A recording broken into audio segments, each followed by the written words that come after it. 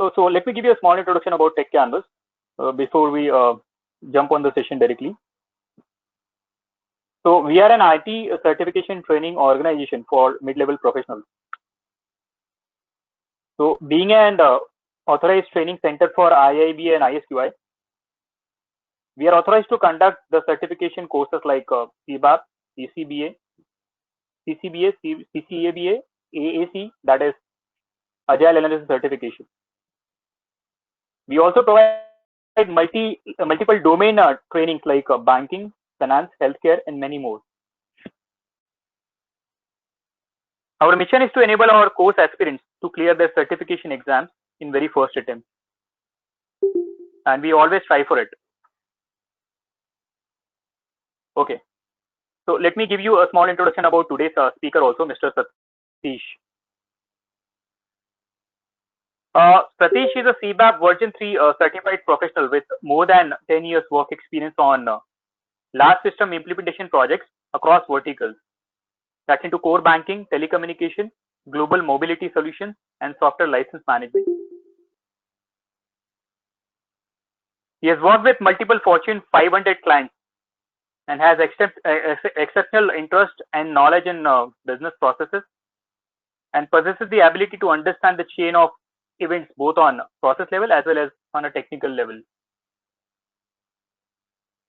Thank you everyone and good luck. Satish, over to you now. Thank you, Brajesh. Thank you for the introduction. So folks, first and foremost, I would like to welcome you all for joining this webinar. So we don't have any agenda as such for this webinar. So this is more of like an open session.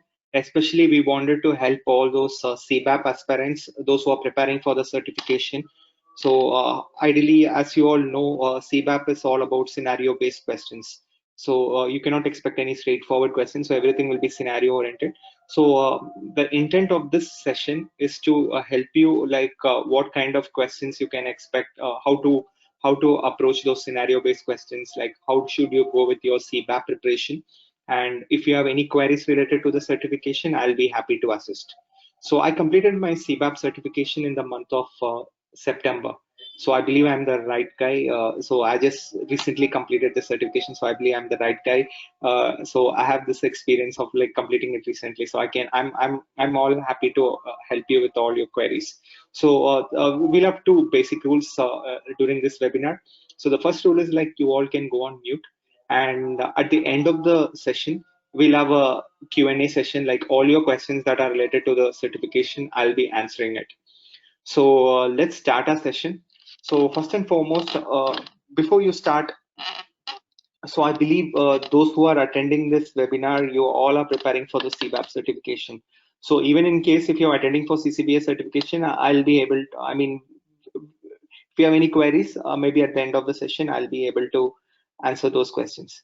So when you are, so first and foremost, congratulations. Like, so you have evinced your interest in doing this certification. So what is CBAP certification? So CBAP certification is like, ideally, if you are in the field of a business analysis, or so that is like the penultimate certification. So it's similar to that of, it can be compared to that of PMP.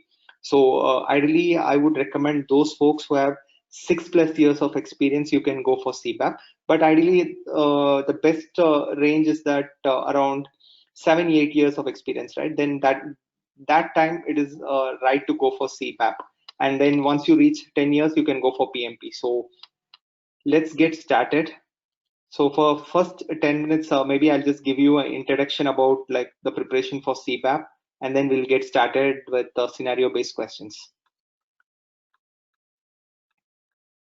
So ideally, the only book that is needed for your preparation is BEBOK version 3. So all your questions from the examination will be from this book only. You don't need any other reference materials or guides. You need not follow anything. You can use this BEBOK version 3 PDF. Ideally, when you become the member, ideally if you take the membership from IABA website, right? You get access to this PDF, BEBOK version 3. So only preparation material needed is BEBOK version 3. So to get started with your preparation, if you have to deconstruct like what are the contents, you can see that like we'll have 6 knowledge areas, and you have underlying competencies and techniques. So from exam point of view, you will have to study chapter 3 to chapter 10. So chapter 11, maybe you can do a reading, you can skim over the contents, but from exam point of view, you will not get even a single questions from perspectives chapter. So the most important section which you need to concentrate is chapter 3 to chapter 10. And folks, let me put a disclaimer. This is not easy certification. And let me tell you from the experiences what I mean, those folks who have, I do follow up a lot of posts in LinkedIn, like those folks who have already completed the certification. And even in my organization, there are folks who have failed this, who are not able to clear this certification in the first attempt. So what is that stopping from people from clearing the certification is, you may have 10 or 15 years of experience, the real BA experience. But the problem is, in order to clear the certification, you have to keep all those real world project information, which you know, everything you have to keep it aside. And you will have to structure your thinking in the BEBOK way. So that is the first clue. That is like whatever, no matter, even those folks with 10, 20 years of experience, have seen them failing this certification. The reason is they don't concentrate or they don't structure their thinking along with the concepts that are mentioned in BEBOK. They have some preconceived notion, and when you face those scenario-based questions, IABA wants you to choose the option that is mentioned in the BEBOK.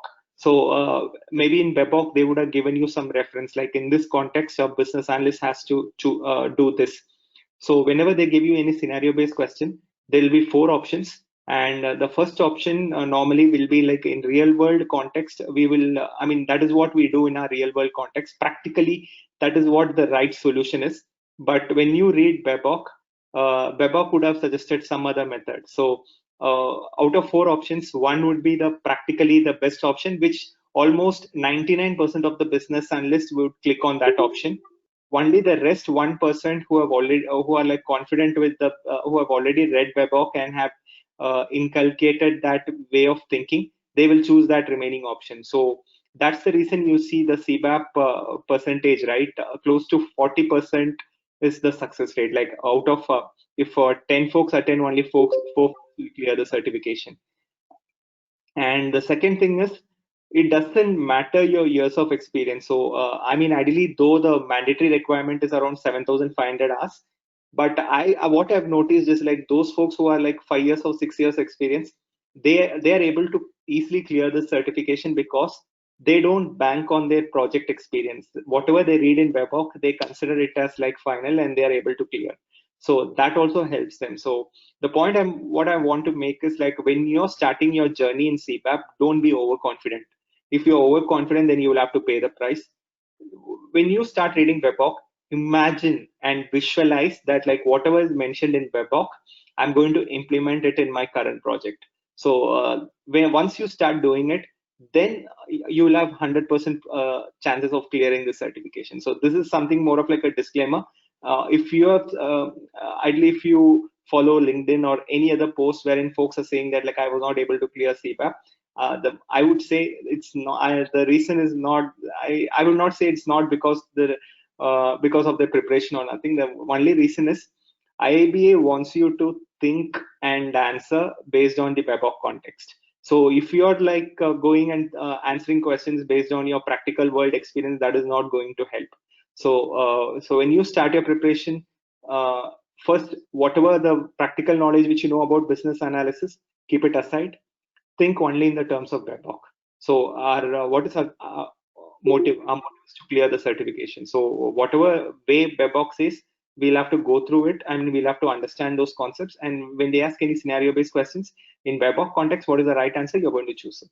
So before we start, I just wanted to put that message across, because there are many folks who are like not able to clear the certification. So I mean, ideally, their preparation is good and everything is good, but the problem is like they choose the option which we choose in our real world context. So avoid that, guys. Don't fall into that trap. The second thing which I have noticed with folks is that like there are folks, nobody knows. I mean, the IABA has not made it public like how do they score, like what is the minimum pass percentage, that is all completely they have not released it to the public. So there are folks who come up with a calculation that like out of 120 questions, if I get 80 questions correct, that is I can clear. So folks, don't do any type of that calculation. And if anybody, if any training agency or anybody, any trainer says that like this is how you can pass, that data is not yet released by IABA. So everybody is like coming up with their own version that this much is a pass percentage or something. But recently, I noticed one of my friend went for attended CCBA certification, and he was not able to clear the certification. So while in one section he was able to see that like a small I mean in a fraction of second he was able to see his score as like 77 correct out of 130. So he told me that like I answered 77 correct, but still I was not able to clear the certification. So 77 divided by 130 is still more than 60%, 65% he has got it correct, but still IABA wanted him to reattempt. So I was like doing a research on this. So maybe I'll tell you like how do the algorithm, the scoring algorithm works on IABA. I mean, in order to crack it. So maybe the later part I will come back to it. So ideally, when you start with your preparation, give full attention to all the chapters, all the knowledge areas. That is, each knowledge area is important. So there are folks who are like confident with the first four knowledge areas, and the other two knowledge areas they just skim over with a belief that like any questions come from first four I can answer it, other two maybe I can take an educated guess. That is not going to work in CBAP or CCBA. You have to give complete attention to all the knowledge areas. So questions can come from all sometimes questions will come jumbled way also. That is like they will combine both elicitation and uh, requirement lifecycle management. So questions of that nature also will come. So you have to be prepared. Don't skip any of the knowledge area. All the knowledge areas, give them the equal importance. And I have got questions that like, how should I start my preparation? So that is like altogether a different, I can talk about the preparation for 2-3 hours, but right now my focus is all about scenario based questions. So I'm sticking to this agenda. So these are all the 6 knowledge areas which you those I do believe you guys have started your preparation about CBAP and have done the enough research. So these are all the 6 knowledge areas. So as you all see, they've given you that mapping, like each of the knowledge area is interconnected. But from the preparation perspective, I would want you to start with the flow which is mentioned in my book. So there are folks who starts with strategy analysis, requirement analysis, and don't go with that flow. Start with BAPM, whatever the flow that is mentioned in Webok, go with that flow. The reason why I'm asking you to stick to that flow is because the outputs of the previous knowledge area will be the inputs for the next knowledge area. So only when you know the outputs of BAPM, you will understand how it is applied in elicitation. Similarly, the outputs of elicitation will be the inputs for requirement lifecycle management. The reason why I'm asking you to go with the flow is only then you will be able to connect the dots. So during your preparation, once you complete BAPM, when you start elicitation, yeah, okay, this thing, BA approach, stakeholder engagement approach, governance approach, information management approach, those all things you know, okay, you know how to connect those dots. So go with the flow that is mentioned in Webok. And at times, to be candid, I will tell you, you may feel lost because the same word, project, stakeholders will get repeated again and again. There are so many folks who complain that this book is quite dry and abstract. I'm not able to connect those dots, or like I'm feeling dizzy. So it's yeah, it's you're not alone. Almost everybody. That book is not that great. I mean, at least the way how they've written it, it is quite boring only. I will candidly admit, even when I did my reading first 3 or 4 times, I felt completely lost. After 4 readings, if you ask me what did I read, even I was not able to tell me. But later I changed my approach. I started harnessing the power of visualization. So even I would recommend that strategy to, I mean, those folks who are asking me how did I clear, the only thing which I'm telling them is like harness the power of visualization. So whenever you're reading anything in BAPM, if you're reading a particular task, stakeholder engagement approach, though I don't get that opportunity to do that in my real world projects, I will imagine that I am doing it as per the methods or as per the technique or as per the description that is given in the webhook. So I imagine doing it. So in that way, whenever I read that particular section or particular task, I think about like, okay, I'm doing it, implementing it in my correct project. So in that case, hardly I need to one or two reads, and that image or that gets registered or recorded in my brain, and I'm able to relate any question that comes from that particular topic. I'm able to visualize, okay, what will I do in that context? So the best technique in order to save your time is visualize. Whenever you read anything in webhook, visualize like in your project context if you can apply it, because whatever you read in webhook, with my interactions with so many BAs who are like doing training, I got an opportunity to work with opportunity to interact with so many VAs from different parts of the world, right from Trinidad, right from US, UK, Trinidad and Tobago. But that from that country also I had interacted with a lot of VAs, and what I noticed is like the process which most of us follow is something different from what is mentioned in webhook. We don't follow any templates, or like we don't follow it that strict. Yes, we do have some templates, but when you compare that with webhook, we are not following it diligently. So my first tip is, if you're feeling lost during your preparation, start visualization and create stories. So once you create stories, your mind will feel that like, okay, give some fodder to your brain. So come up with some creative stories whenever you read any knowledge area. So in that, as you can see in this picture, it's all connected. So what I want you to do is like connect all the dots that is also there in all, ideally in your brain, like with all the knowledge areas. And sometimes you may have to also memorize all the inputs, outputs, and task. So that is something which you cannot run away from, because out of 100 questions, so I'm just giving you a rough count, out of 100 questions, 40 to 50% questions will be scenario based. Other 50 questions will be like direct kind of questions, wherein they will ask you what is the input for stakeholder engagement approach. So all you get is 1 minute to answer that question. So within 1 minute, you will have to find out like what is the stakeholder engagement approach. Yeah, okay, B approach is an input. So you should be able to, your mind should be able to guess that within a minute. And how do you practice that? Definitely you will have to memorize all the inputs and outputs for all the 6 knowledge areas and all the 5 tasks. So closely, if you do a calculation, roughly around 35 tasks, you will have to mug up all the, not I would not say mug up, yeah, you will have to memorize it, but at the same way, you can also need not like completely memorize it. There also you can apply some strategies. So if you're attending any trainings, and ideally if the training is all about storytelling, and if you're able to recollect it, well and good, or else you will have to still memorize all those inputs and outputs, because all you get is 1 minute, and within a minute, if they're asking you what is the output of this particular task, what is the guidelines and tools used, so in that case, all you have is within a minute, you will have to clearly choose the right option. So to an extent, you will have to memorize all the inputs, outputs, and task, and try to connect the dots. So it's quite easy, guys. Once you read all those 6 knowledge areas, and if you are understanding the context, to be candid, I will tell you, this is one of the most interesting book. Only when you are able to visualize and able to connect the dots. And underlying competencies, don't spend too much time there, because you can take an educated guess there, and because it is all about soft skills, there'll be 3 or 4 questions from underlying competencies. So you can just do maybe 1 or 2 readings, and whatever question they ask, maybe you can take an educated guess.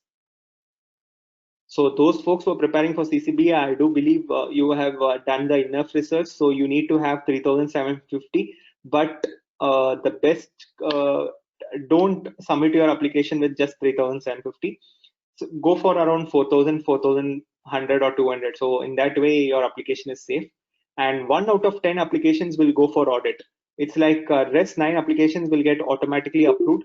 But if your application goes for an audit, then they will send out an email to all the supervisors in order to validate your HAS and in order to know whether you're doing the real PA work or not. So it can be an inquiry over the phone or through the email. So I'm just skipping this, and you need to mandatorily attend 21 hours of training with any IABA training, IABA endorsed training provider. And for CBAP folks, you have to have around 7,800 to 8,000 hours. So that roughly counts to minimum you need to have 6 years of experience. And when you're submitting the application, you have to be careful that, like earlier, there are so many Excel sheets that are floating in the website wherein you have to calculate for each particular task in each knowledge area. That method is now extant. They've changed the UI. Now they are asking you only the total number of hours for each of the knowledge area. So if it is solution evaluation, you need not provide a breakup of each of the hours, like testing this many hours, nothing like that. So solution evaluation, just give me the total count. So it is always advisable that you can give a count of 1,200 hours for any 4 knowledge areas. So in that case, your application will get easily approved. And you have to provide 2 references. So one reference can be your project manager or your supervisor, and other person can be the CBAP recipient. So any person who has already completed the CBAP, you can also provide him as your reference. So about the cost, I guess you guys know 55. Ideally, those folks who are contemplating the certification, the first step, you will have to become an IABA member, and then you will have to pay the application fees, $125. And once your application gets approved, you have this 1-year timeline. So within 1 year, you can complete the certification. And exam fees is $325. And you can earlier till Jan 2020, you need to go to Prometric Test Center.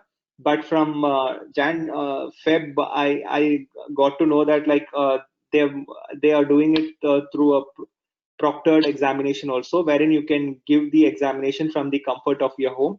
But I will not recommend that. Please go to the test center. Only during the test center, when you have that test center ambience, your brain will be super active. So it depends from person to person, but my recommendation is like, don't give the examination from your home. It is always best to go to the test center and give it. Okay. So if you apply the Pareto principle, so when you strategize, you can see that like they were given you a breakup of those questions, and this is from the official IABA site only. IABA site has given all the details. You can notice that like some out of 130 questions, 42 questions are from this particular knowledge area. So that doesn't mean that like I have to give more attention to this knowledge area and skip other sections.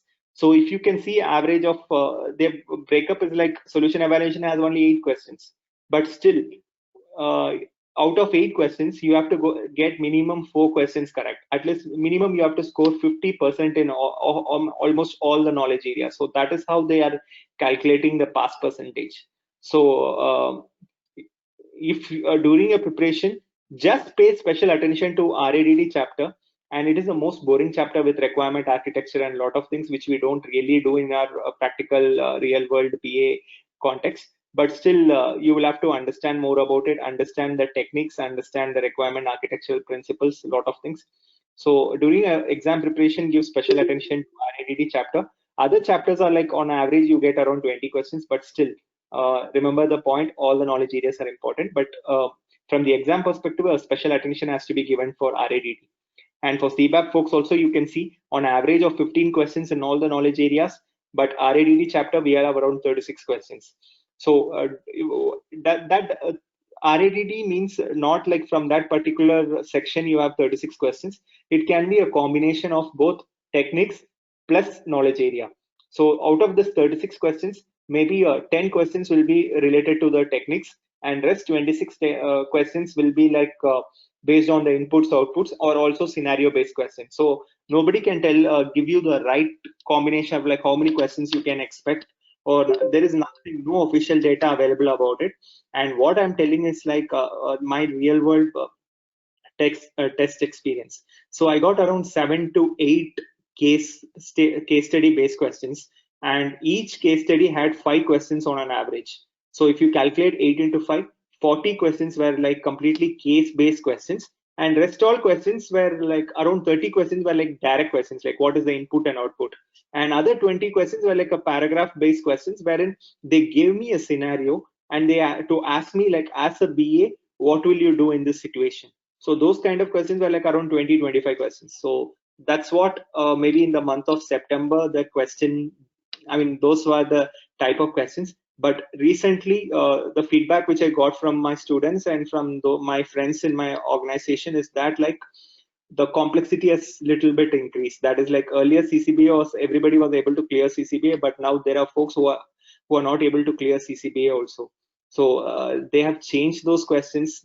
I'm not sure whether they have changed it or they've upgraded their question bank. But of late, there are many folks who are I mean, they are not able to clear the certification because the questions complexity has increased.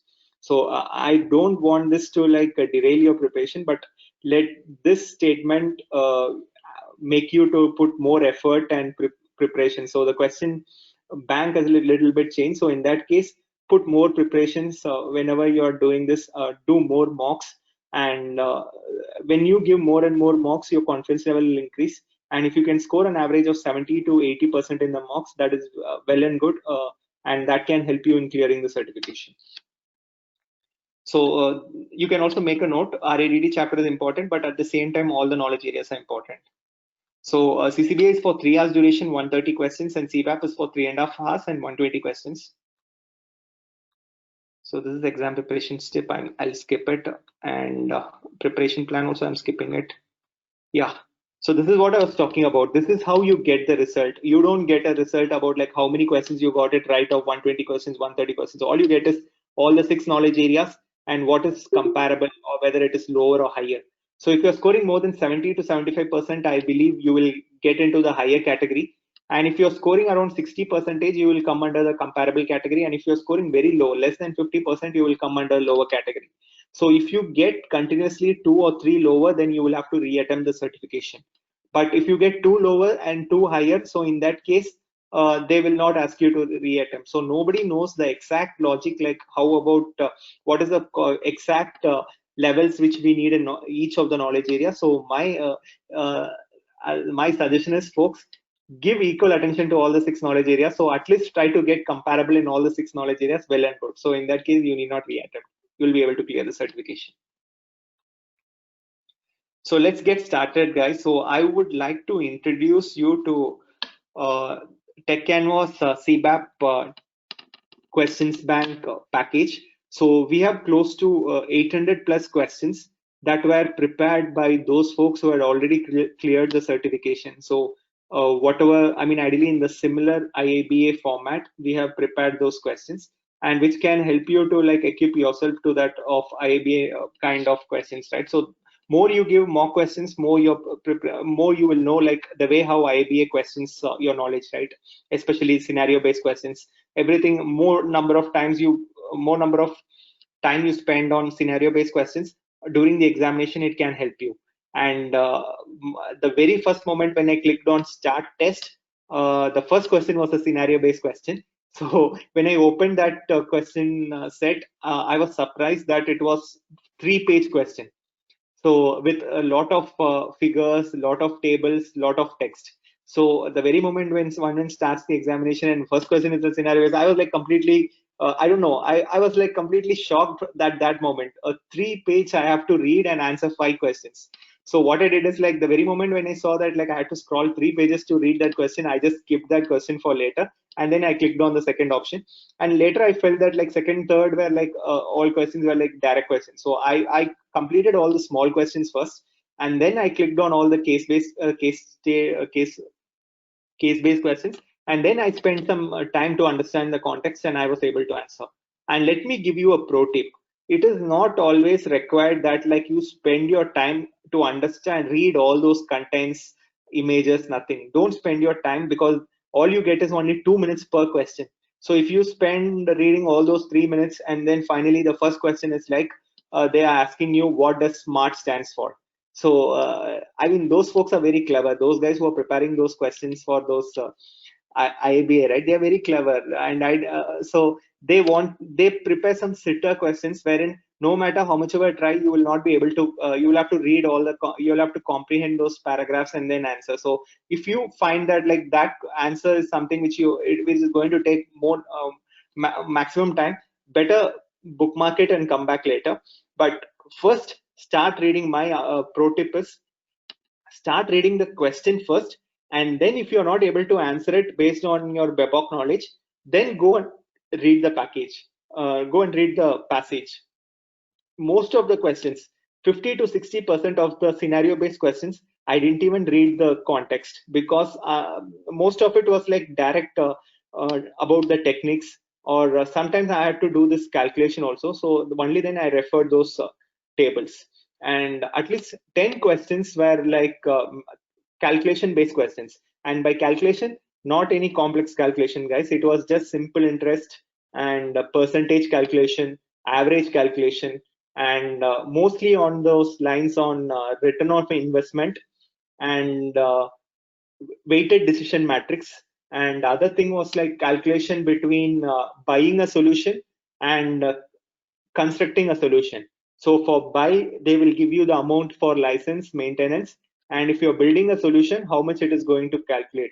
And they give you 5, 6 years, 7-year timeline. So you will have to do calculation for 5 years. What is the total cost you will spend on licenses plus maintenance, plus 5 years the total cost which you spend on the development. So those kind of, and ideally they provide you that online calculator also.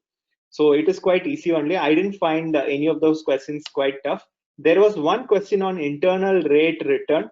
I forgot the formula. It is there in financial analysis technique, but I forgot the formula on the examination. So I just took an educated guess. So there was one formula, one question on internal rate of return, some net present value minus something. So I completely forgot that formula. So pay special attention for that mathematical questions, because that will easily, once you find out an average, and you'll be able to answer at least 3 or 4 questions, related questions in the same case study, right? So all you have to do is do the computation once and answer 3 or 4 questions.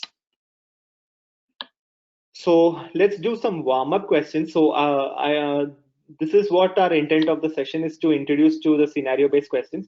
So let's first start with normal questions. So let me introduce you to like the IABA way of asking questions. So this one is like the Tech Canvas question bank series. So maybe we'll, so now I want you to like, let's make it interactive. So I want you all to contribute to this discussion, like which option you feel is the best. But at the same time, I want you to tell me the reason why you chose that option. So I believe most of you have started preparation. So this is more of like to test your knowledge. So let's take, let's see some questions from BAPM. Okay. So the first question, as complexity and risk increase or decrease, the nature or scope of business analysis work can be altered and reflected in the business analysis approach. What is the impact on BA approach when the number of stakeholder increases?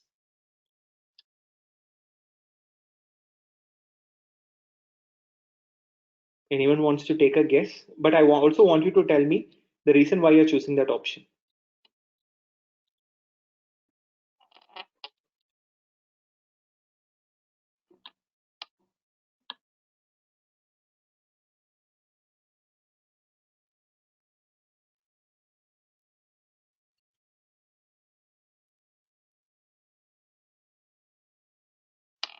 Anybody?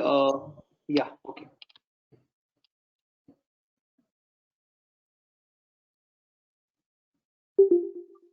Hi Satish, Deepak here. So I'm assuming it's B.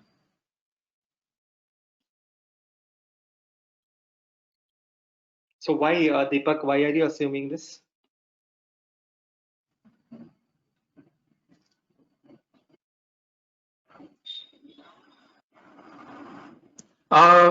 Because we whenever we have multiple stakeholders, so they may have their different.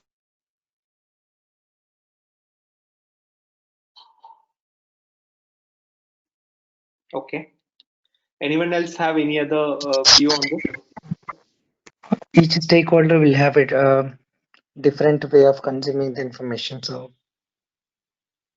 Satish, I'll go with C. I'll say there is not enough information available to answer this question. Because just because the number of stakeholders increases, you don't have to perform. You don't have to necessarily perform any additional task, because your stakeholder engagement approach might vary, but it doesn't have to always vary. Perfect. So Ideally, the question is not giving you the complete information. So in this context, not enough information available to answer this question will be the right answer. So let's look at some other question. So sponsor is invited to participate in the meeting which is organized by BA to plan and finalize the change control and approval process. What is the purpose of inviting a sponsor for this meeting?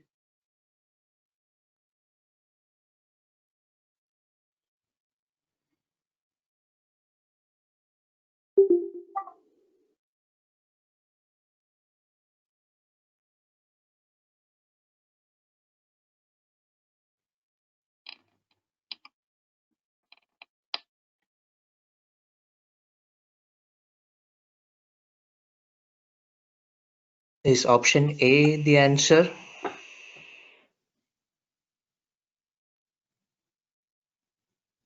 So you're talking about the governance approach task, isn't it? It talks about the governance approach. Yeah, well, by the look of things, I'll go with option A. Perfect. Yeah. So this normally in real world context, folks will choose this option, but when you know in BAPM, nothing is finalized here. So business case, product scopes, and all. So option A would be the right suggestion. Yeah. So how about this? A project manager is preparing a list of measures to evaluate a BA's work. Which of the following is not a correct measure?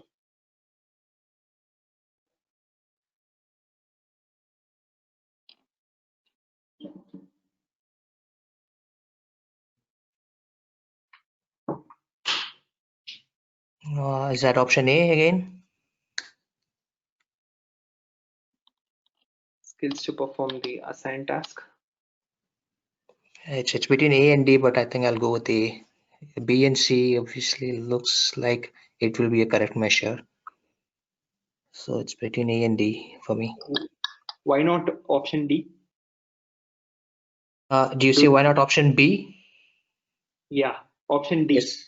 And it's between A and D. I think the reason why I think managing the risk, it's probably more of a project manager's responsibility. But then again, the BA can contribute to it in terms of the skills to perform the assigned task. I mean, it's a bit of a qualitative measure, isn't it? So I kind of I'm not sure if yeah. I think for me that looks more like a measure Okay. that you wouldn't consider. I'm not sure, but Satish, I think it should be D because it's asking for not a correct measure. And Yes. risk associated is, I think it's part of a strategy analysis. Yeah. Areas risk. So the right answer will be like managing the risk associated with the work products because that is not a right measure. Skills to perform the assigned task, that can be the right measure because what if BA doesn't have skills? If your project is all about blockchain or IoT, and if BA doesn't have the necessary skills, the basic knowledge about it, so in that case, that can be considered as a measure. Value delivered by work products, that is what we normally they do it in our projects, right, where they compare our deliverable status, whether you're completing all the deliverables in time. Second thing, what is the accuracy, that is like, is there any spelling mistakes or is there any requirement gaps, is there any scope creep, a lot of things, variance, they find out all the variance thing. So delivery of work product on time, that is already captured, like whether you're completing all the deliverables in time. But managing the risk associated with the work products is something that is not the right measure. So this is one quick question. Is there a list that is mentioned explicitly in the BABOK for the list of performance measures, or is that more of something that will have to be inferred from what is in the BABOK? Yes, so we don't have that mentioned in the webhook, but that is based on upon an interpretation. So Okay. when I read webhook, what I noticed is like they were giving focus on two of the measures. So first performance measure, which they have mentioned in webhook, is about completing all the deliverables on time, and the second deliverable which they mentioned is like total number of defects or any problem in our deliverables. So those two references are there in the webhook. Other than that, in the exam, if you get these kind of questions in the same similar context, you will have to think and then answer.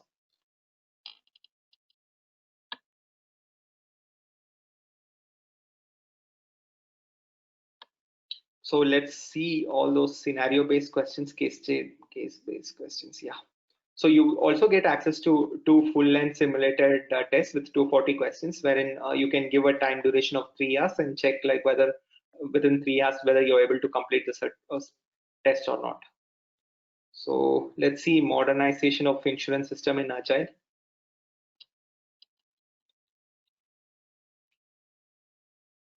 So folks, you can give me your answers. You may be right or wrong, so I'm not going to judge. I mean, it's like, okay, just consider this as more of like a practice. So here they talk about a project brief. You have the problem description.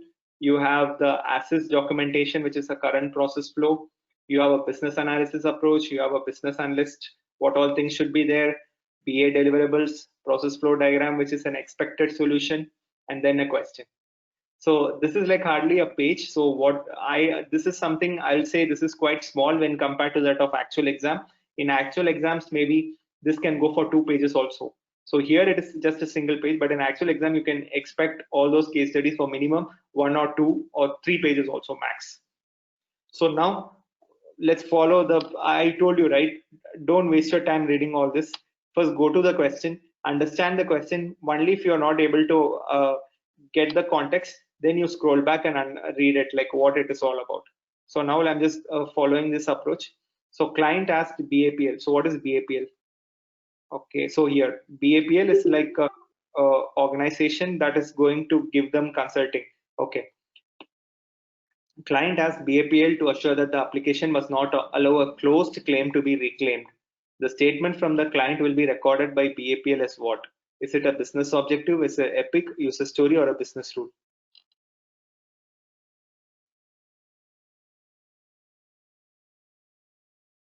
Business rule? Yeah, closed claim should not be reclaimed. So it is more of like, it is not a user story, right? Because user story is, what is a user story? User story is like something a user performing an action. So this cannot come under epic, this cannot come under the user story. And business objective is something that is measured in the form of goals or some documents if you use the SMART framework or something. But this is more of like, sounds like a business rule. And guys, you didn't even read the entire context to understand it. So let's just click on business rule and check. Even I'm not sure, but let's check.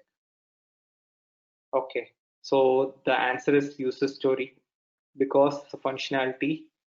And as high as 70% of the people end up in dilemma between business rule and user story. Business rules are a set of statements that indicate whether something can be done or provide criteria and condition for making decisions. So this is what I wanted to tell you. If you are going with, I went with an assumption. I just wanted to show you. I went with an assumption that this can be a business rule because I just told you, right? The way how I'm thinking is from the real world project context. The question is like that. So that's the reason I clicked on business rule. But the right answer here is the user story. So this is what I was telling you again and again. Don't go with our preconceived notion, taking an educated guess like this is what would be the right answer. If you read the business rule technique in Webhock, there are 2 types of business rule. One is definitive business rule, and other one is behavioral business rule. So if you have read both those techniques, then this requirement will not classify to be a business rule, because business rule should have an actor, and it cannot be changed, and it needs an external trigger to be changed. So a lot of things are there. So that's why I went with business rule, just to show you guys that, like, no, if you have not properly read Webhock, these kind of confusions can arise. So this is like an example, guys. So most of us, 90% of the folks will click on business rule. So let's go to the next question. I guess this is easy question. So BAPL is thinking to have a module to maintain the state. Satish, sorry to interrupt. So since that question was based on the knowledge we might have after reading Webhock, right? So if we go just by reading the case study, so I don't think so, right? It would be beneficial for this first question, right? Because it is only based on the knowledge we gain by the Webhock. Yeah, the problem is, like, even for the case-based questions, they want you to choose the right answer, which is there in Webhock.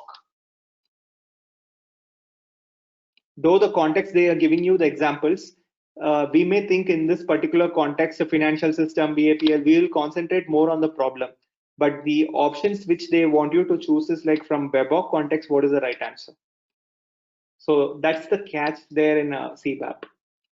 So you have to first read and understand the project context. But then when you try to find out the answer, you will have to think through the WebOC context, what would be based on the definitions, based on the techniques which they have given, what is the right answer. So that's the reason why I just went with the business rule, just to show you that classic trap, how the CBAP questions are. Okay. So more you give more questions, right? You can see that like this can be a trap. More and more questions, you will click on an option and then you think that is the right option. But as per WebOC, that is not the right answer. So this is the classical, in order to show you that classical trap of getting into this, going up with our preconceived notion, that's the reason I went to the business rule. Okay, so let's go to the next question. So once again here, you need not read the entire paragraph. So here they are having a module to maintain the status of reimbursements, and this is a snapshot. So what is this snapshot? Whether it is a context diagram, data flow diagram, sequence diagram, or activity diagram? I guess this is a very easy question.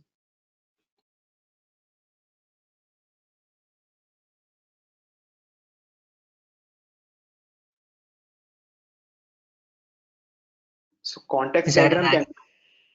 Yes. Sorry, is that an activity diagram? It says solution blueprint. Okay, so activity diagram. So why can't it be a data flow diagram? Because data is flowing, that is also there, right? But a data flow diagram has to have some data store, those kind of requirements. So I cannot see what is a data store here. So maybe in that way, context diagram is ruled out. Data flow diagram is also ruled out. So sequence diagram and activity diagram. Sequence diagram is between 2 or 3 actors, so or maybe 2 or 3 systems. So which one would it? So activity diagram, yeah, okay. To an extent, even I'll go with activity diagram.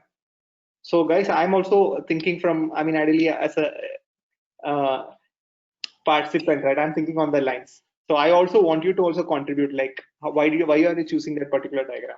Right. So it says solution blueprint, and in the first line it says to maintain the status of reimbursement. So to status, probably activity diagram, you might have a provision there.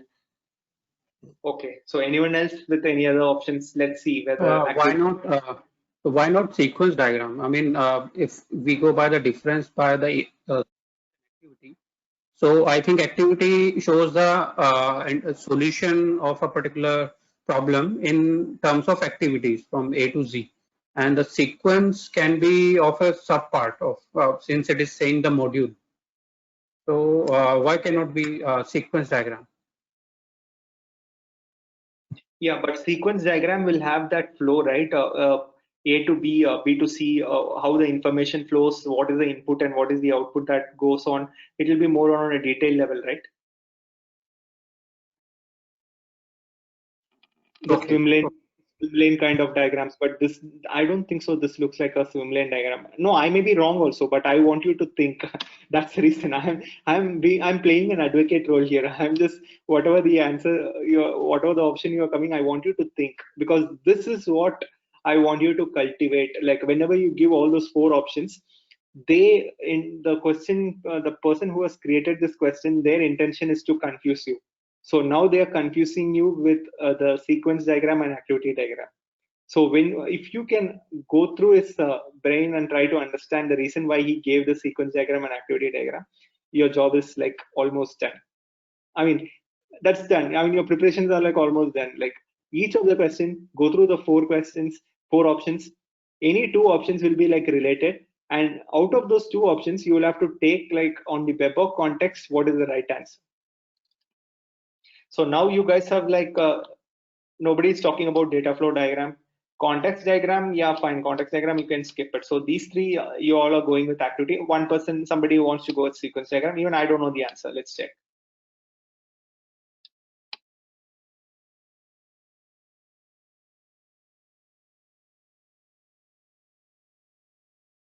This is what I said. In WebOC, they have clearly given this diagram wherein data store and everything is there. That's the reason I wanted to confuse you guys also. Where is the data store? Data store is not mentioned. But in Babok, they've clearly mentioned activity diagram and sequence diagram should not have the circular symbols. So, but data flow diagram, Jordan notation, there are two notations that are given in data flow diagram. That is Jordan notation and some other notation, I guess I forgot the name. So there they've clearly told the data store will look like this, the circle will look like this. So we skipped this option, data flow diagram. I know that data flow diagram was the right, but I wanted to confuse you guys to know whether if anybody is finding it out. So if you look at activity diagram and sequence diagram, you never see this circle. So when you give me the answer sequence diagram, all you see is like some lines interaction between line 1, line 2, line 3. That is what sequence diagram is. In activity diagram, when you do it also, you don't use circles. But to be candid, in our project, we do use activity. I mean, if I'm drawing an activity diagram, I put it in a circle or something only, but I do it in my real world context. But as per Babok, activity diagram should not be a circle. So it's a very simple question, guys. But the problem is, you guys now are getting a feel of like how CBAP questions are, right? It's very simple only. It's very easy only. But the problem is like we don't follow the template which is given in Babok. So there's one question, right? In terms of like the thought process of arriving at this answer, Yes. is there a way to gauge which task are we referring to from the question and then look at the options or the techniques that can be used for that task? So it says, what is it? Maintain the status of requirements. Is that talking about maintain requirements task? No, ideally maintain the status of requirements. I don't think you need not spend time on understanding the context, because here the question is more about identifying the diagram. So if you're like spending time here and then coming back again, you will get caught. That is like, I would say that will be a double effort. Like first you are understanding the context. You're spending 3-4 minutes to learn it, and another 2 minutes you're looking at the diagram, and then another 2 minutes you have to find out the difference between the data flow diagram, sequence diagram, and activity diagram. So like altogether you will be spending 6 to 8 minutes. So instead of spending all those 8 minutes in this, rather you can understand the difference between these three diagrams, what is like how the notations, the difference between those notations, and it is going to take only 1 minute.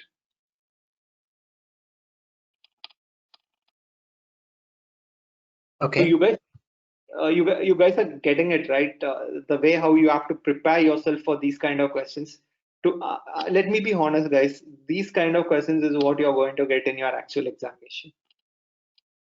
We may think it is easy and we may choose the option. That is what I told my mind is like the very moment when I read a question, first option that comes to my mind, 100% that will be the wrong option, because that's what my brain is like. Brain will trick me to choose this option. That is because brain the same way, right? The very moment when I read, I just saw, yeah, this is like a business rule. Let me click on a business rule. But later when you read it, right, then what I do is like another 30 seconds, I think, okay, in Babok context, what is the right answer? Hey, Babok context, business rule is definitive behavioral. No, this is not a, this doesn't look like a business rule. This looks like a requirement. So we don't have a requirement. Business objective, smart framework is there. Okay, that is not there. Epic is like a collection of lot of features, but this is talks about a particular requirement only. So I will then choose, is it a user story or a business rule? Babok context, Babok context, Babok context. Okay, in Babok context, user story is something. It'll have a feature. Okay, yeah, I'll go with user story. That's it. I'll click on this. And here again, I mean, I'm just telling you the way how I'll give the exam, how I gave the examination. Okay, they're talking about this, but they're same diagram. Okay, I will not even look at what is the status of reimbursement. I'll look at this diagram. Okay, there is a circle, and from the circle there is a this. But a data flow, I'll look at this diagram. Context diagram is something, if you have to explain as per Babok, if you have to explain some particular domain to somebody, and if you have to put it in the form of a diagram, that is context diagram. So I'll completely skip this. Data flow diagram, when a data flows from one component to the other component, yeah, okay, this can be a valuable option. I'll keep it. Sequence diagram. Sequence diagram is like a flow of information from one component to another, but I don't see any flow of information here, so I may not go with sequence. Activity diagram I will consider, but then I'll choose between activity diagram or data flow diagram, anything. Then I'll go through. In Babok, they clearly say that like data flow diagram, Jordan notation, follow the circle. So I'll just go with data flow diagram, simple. So let's see the next question. So the next question is about estimation. So if you guys have gone through the estimation technique, then you will be able to choose. I guess this you will have to read the context. So I'll skip this. Just go with something. Yeah. Okay, this you need not read the context. So Matthew, a business analyst with BAPM, had a discussion with the sponsor. With the help of sponsor, Matthew has now created a few metrics. Time taken to reimburse claims. Okay, so that is more of like a solution evaluation thing. Which of the following tasks correctly describes what Matthew is doing? So now very moment, okay, now I'll explain you if I'm like reading this question, because till this stage I don't know like what is this knowledge area there this question is from, because they don't give you a clue like which knowledge area is being tested. So in this knowledge area, first question, there is no clue. It is business objective epic. It doesn't talks about any of the tasks. So I don't know. So let me go to the next one. Once again. Even here in this question, it talks about a particular technique. I have no clue. So the next question, when I read, I'm getting a feel that like they're talking about some, again here it is a technique. So even till this 3 questions, there is no clue about like which knowledge area. But when I read this question, I understood that like this knowledge area is about solution evaluation. So very moment when you see this question, in your brain it has to flash that like solution evaluation will have 5 tasks: measure solution performance, analyze performance measures, and assess solution limitations, assess enterprise limitations, analyze issues, and recommend solutions. So the very second that has to flash. And now they're asking you, out of those 5 tasks, which is the task that is related? So improve business analysis performance is wrong, because that is not a task of solution evaluation. So I'll skip this. Conduct elicitation is also not a task of solution evaluation. I'll skip this. MSP and APM are part of solution evaluation. So now I'll have to choose between measure solution performance or analyze performance measures. So in this context, I'm seeing that like Matthew has created a few metrics. So creation of metrics will come under measure solution performances, whereas when you analyze those performance measures in details, that will come under the second task. So I'll have to choose between. So he has created it. If he's analyzing it, I'll choose option B. So since he is creating it, I'll click on MSP. So that's how, guys, you will have to look at those questions. So I told you, right, most of the questions you need not look at the context. You just need to read the question, and only if you're not able to understand, if there is any question based on the comprehension skills, then you can go back and then try to find out. But first you can concentrate on the question and try to eliminate the wrong options.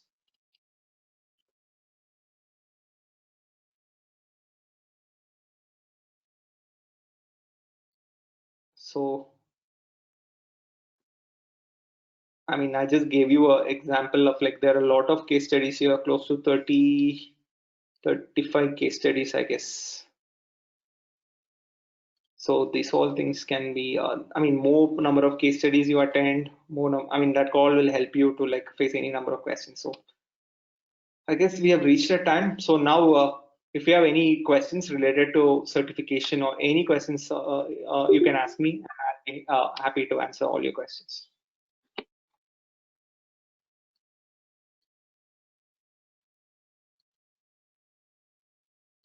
Thank you.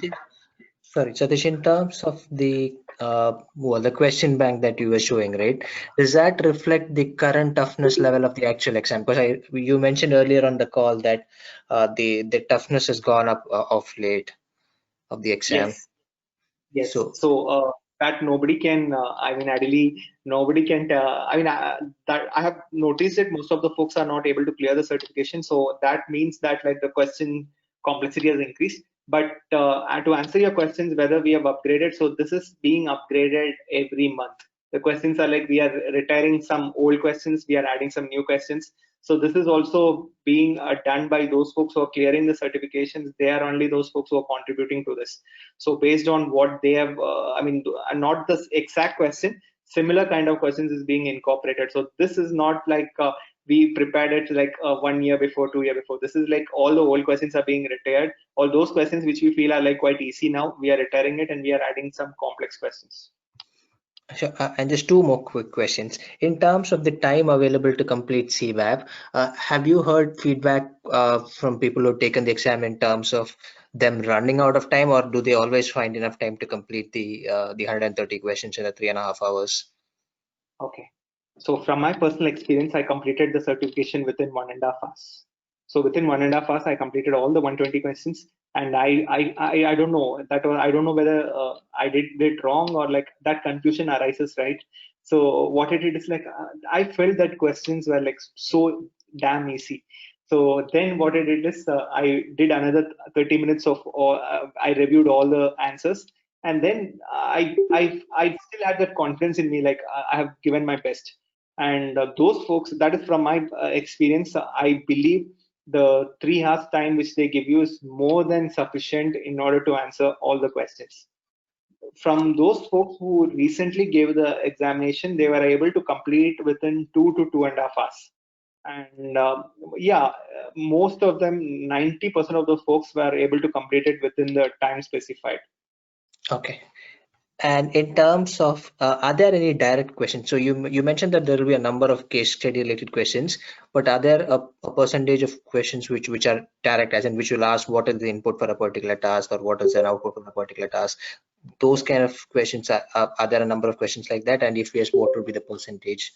Yeah, so that's what I was telling you. So at least I mean, I don't know, like nobody knows like what percentage this and everything, because those data is not official.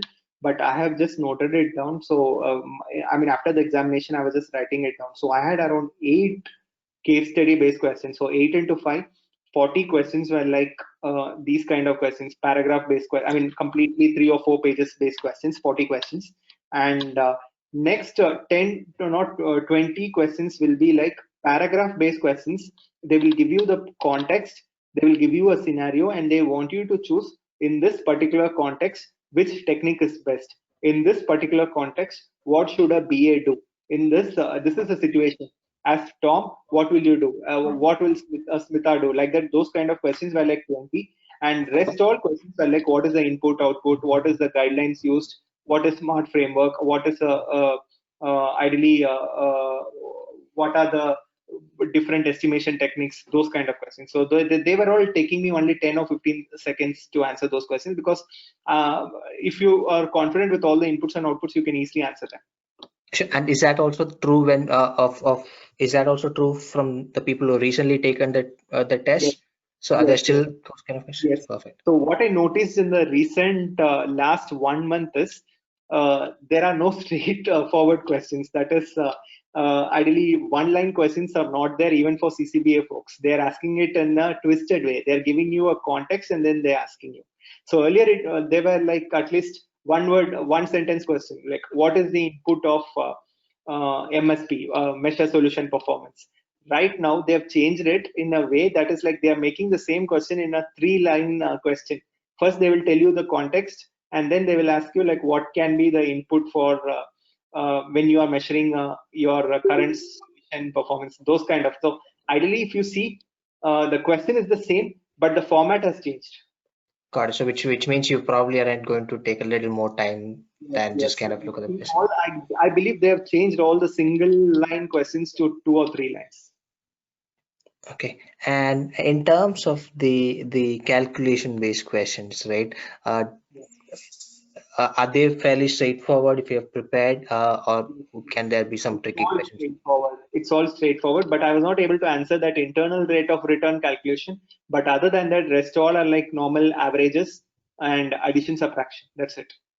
Perfect. And thanks. ROI calculation, return on investment calculation, that is there for sure. You can expect that question. Return on investment versus that is when you are buying a solution versus whether you are building a solution. Which one is best? And they will give you a time horizon, 5, 6, 7 years like that, and then you will have to do that calculation. Got it. Thanks, Satish. And sometimes they ask you this weighted decision matrix also. That is also a simple multiplication question only.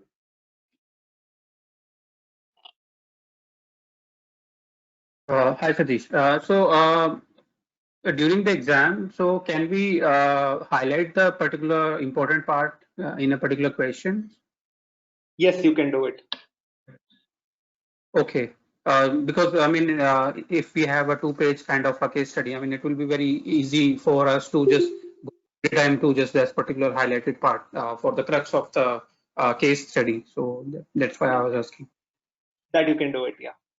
Okay, and just another small question. When you were taking the exam for CBAP, so specifically for the case study question, so for how many questions, percentage wise, you were, I mean, you went to the case study and reading it and answer it instead of just reading the question and you were able to answer that question then and there. I'm telling you, like from out of eight case questions, at least I would say 5 to 6 case based questions. I was able to answer most of the questions without reading that entire paragraphs, because they were all straightforward only. Only in some of the questions wherein if it is asking you the average, or like if they're asking you that financial value calculation, then I had to look into those tables. Okay. So the thing is, like, I recommend you to like first look at those questions, and sometimes if you feel that that question is particularly related to that scenario, then you spend time reading it. So don't spend your time reading all the 3 pages, because I mean, that is of no help, because the question they will ask you only from the WebOp context only. They don't want you to solve the problem of that. So why most of those folks they choose the wrong option is because they think that like they think that like they have to solve that problem. I mean, in that scenario, we need not solve the problem. We need to choose the option as per WebOp. What is the best way to, as per WebOp suggestion, what is the best way to solve the problem? That's it. We need not think in the terms of a business analyst, like this is the in real world context, this is the right option. So that's where most of them commit mistake. Okay. Don't concentrate more on the case study, rather concentrate more on the WebOp. I mean, ideally, the way how WebOp, what is mentioned in the WebOp, we have to think in that terms. That's it. Okay.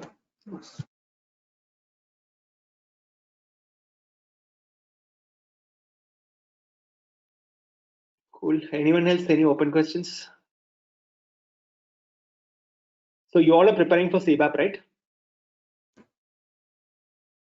Last question, if you don't mind, can I ask last small question? You can ask any number of questions. There is no last or anything. You can. Okay. So right now, actually, I was just going through the Babu. So I mean, it's like whenever I read it, and after 2-3 days, I mean, it goes black again, and I have to read it again. So one specific question to Babu. I mean, there is a chapter 11th chapter perspective. So is it important for the exam perspective? You can completely ignore that chapter. Not even a single question. Okay. Okay. One quick question, Satish. Like, how do you differentiate the CBAP from the IIBA with PMI, PBA? As I mean, which one is the more credential to get into the market? Okay, so to answer your question, so ideally PMI is not for business analysis. PMI is only for project management. So now nowadays most of the organizations are coming up with the certifications. You know, for Scrum itself, there is we have the CSM, PSM. So I would say the most recognized certification for business analysis is IABA certification, because that is the only organization in the world that are like concentrating more about the business analysis, and most recognized organization also.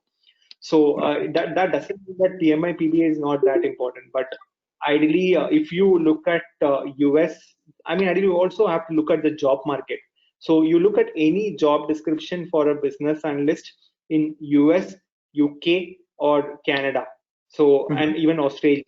So those are all the typical job markets, right, for IT software professionals. And what I've noticed is they in job description you can see that like IABA certification is a plus, but I've never seen PMI PBA listed as like, though PMI PBA they just started, but still they need to go a long way in order to get that support from all the business analysts. But IABA, if you look at the IABA certification registry, more than some 10,000 folks have cleared CCBA, and another some percentage, I forgot the right count, but the most recognized certification will be IABA certification.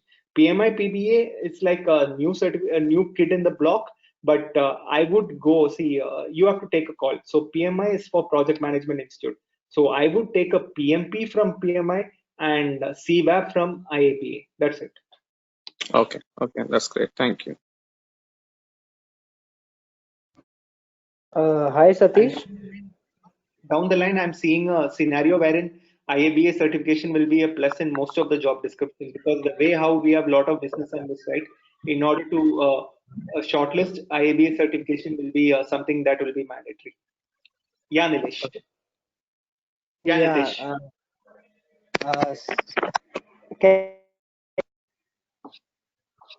Hello. Yeah, Nitish, I can hear you.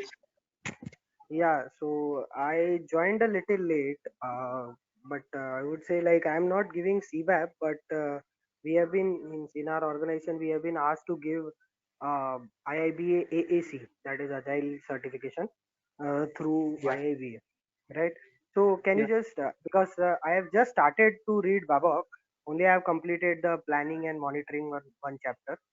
So Yeah. I'm just going through it. I've just started. So can you just give me a little guidance on that part? So according to that exam and all those things. Yeah, Nitish. AAC certification, you need not read the actual webbook. You need to go through another book called Agile. There is another book, Agile Method or something. Agile. Yeah, Practice, that extended book. Yeah, Agile Extended book. So that book is alone enough for you to clear the certification. So you have all the 6 knowledge areas, and all the 6 knowledge areas, they will tell you in webbook context, in Agile context, which method is best, which technique you have to apply. It is quite easy and straightforward only. And examination is not that tough, Nitesh. It is quite easy only. There is no scenario-based questions. Everything will be direct. Okay, so because they have asked us to give it, so that's the reason I was asking. And I have started reading Babok because in future, down the line, maybe next year, maybe I'll be preparing for this exam as well. So if Good. I would be reading the same thing, then just I wanted to understand that how much time and what should I give. So that's what I wanted to understand. Yeah, Nitesh. You can complete AC, and next year you can go for any CCB or CBAP. Oh, okay, okay. Thank you. Satish. Satish, one more thing. For the CBAP perspective, I mean, the level of the language we see in a question, in a case study or one line or two line question. So what type of language we can see? I mean, like suppose for PMP questions, we see that direct the PMBOK language and their conventions in a question. So do we see the same notion here in the Babok, or I mean CBAP, or I mean we English? Yes, completely from Babok. Whatever the way, the terminologies, everything that is used in the Babok, the same context you can see in those questions. Okay, okay. That's the reason I'm telling you, no other book you need to refer, only Babok. Okay.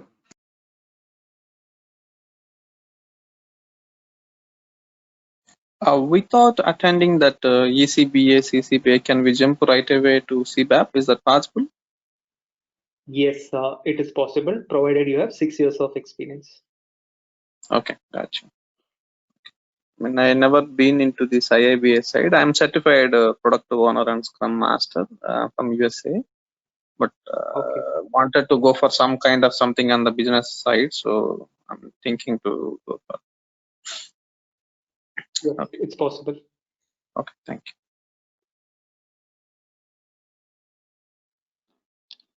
Okay, any more questions, guys? How was the session? I mean, this 1 hour, did you find it useful for your certification journey? Yeah, that is a fruitful, Satish. Actually, you know, I joined the middle of the something. When I scrolled down on Facebook, I just saw the link, but it was really fruitful. Yeah. Okay, I just wanted this to be an eye-opener session for your preparation. So now you can understand like the question complexity and you can prepare accordingly. Yeah. So, folks, thanks a lot for your time. Sorry, So just one small thing. So how many questions did you prepare for your CBAP exam? in terms of 1,000 or 1,500 something? How many questions, sir? So I went Yes, through all the. I went through two mocks. So one is Tech Canvas mocks and then Watermark Learning mock. So I prepared around I gave around 6 to 7 mocks before my actual exam. Okay, 500 to 600 questions probably. Yeah, 500 to 600 questions. Okay, okay. And Satish, just to ask, right? So the Babok plus the mock test is probably good enough to clear the exam, isn't it, for most people? Yes, and Prasanna, I don't know whether, ideally, I don't know whether you're able to understand most of the Babok context. So in that case, you may have to go for a training with a good trainer. Or, Okay. but ideally, if you are like confident that like you're able to relate with most of the Babok context, then Babok plus Moxie is more than enough. Okay. Thanks. That's really helpful. And just to generally put it, Satish, it's a really helpful session. Obviously, there are not many webinars out there which will talk about the CBAP preparation and then the mock questions, etc. Right? So really useful. Thank you. Yeah, thanks Prasanna, for sharing your feedback. Hello, Satish. Yes, who's this, Abdul? Yeah, Abdul. Yeah. I'm trying to give a CBAP exam, and I want to find out how many times do you think I should read the Babok book before the exam? So Abdul, I cannot tell like how many times you have to read because that depends upon your intellectual capacity also. People like me have to read 10 times, but Abdul, if you're smart, maybe 2 or 3 times also. It depends upon Abdul whether your mind is able to conceive all those concepts which are there in the book, right? So there are some smart people who read only once, but sometimes people will read 5 times, 10 times, but still they'll feel lost. So that question is something that depends upon you only, Abdul. So if you're reading it, and if you're able to connect all the dots, well and good. In a single reading, it's more than enough for those folks. Okay. Thank you very much. Yeah.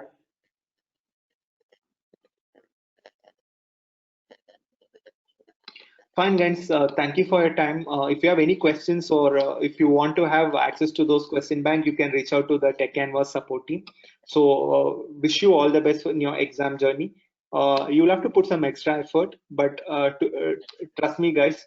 Once those all your hard work will always get paid off. So you put some special extra effort. Go through. Now I've given you some small understanding like what kind of questions to expect. And don't fall into that trap of choosing that option in the real world context. Don't fall into those traps. Choose the answer right from the Babok context. So that alone is going to help you in your examination. So all the best, guys. So wishing you all the best in your CBAP journey. Thank you. Thank you for your time. Good night. Thank you very much. Thank you. Thank you. Good night.